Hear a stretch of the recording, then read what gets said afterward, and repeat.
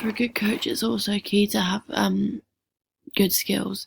So these are going to be compared and contrasted. So for an individual, the skills that are needed by a coach are organisation, time management and communication. This is also the same for a team, but they differ between different levels.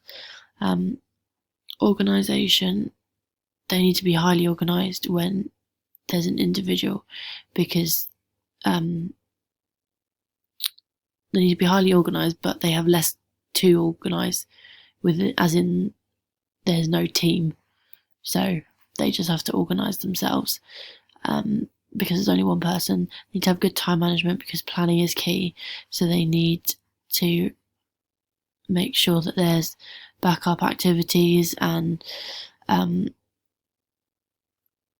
they need to make sure they're on time, because if there's an individual, then they can get through them faster. Communication needs to be key because they need to be verbal with the individual, because that's easier than it is with a larger group. So that also may differ on the type of person. Whereas with a team, organisation needs to be even more so than with a individual, because there's more people to organise. Time management also needs to be key, because session plans are going to be more developed and more complex if they're larger groups. So make sure that they cater for all different abilities, different levels, learning abilities, as well as communication. They need to be verbal and non-verbal communication, because there's more people and more noise, if you were. And there may be a potentially larger space. So if it's on a rugby pitch, the sound's going to be different, so you need to speak up. Whereas for others, age may depend on what skill they have and what communication organisation they have. Because if they're younger children, they need more organisation, as they're less confident to get on with tasks on their own, and they need more time management, because when you're doing a session and you're younger, you're not really worrying about the time and what to organise.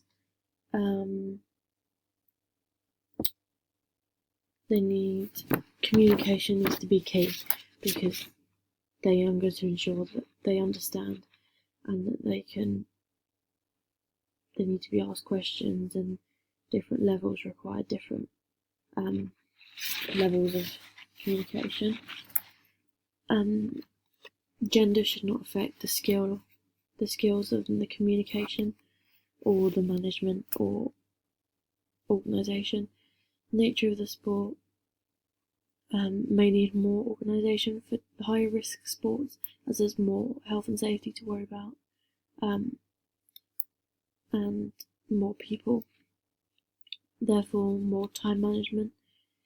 Planning for difficult sports may take more time, and communication, it may take more time to pick up. Communication for high risk sports needs to be more direct, because if they injure themselves, then they need to know what to do, and they need to be clear and ensure that they understand. And lastly, ability and experience.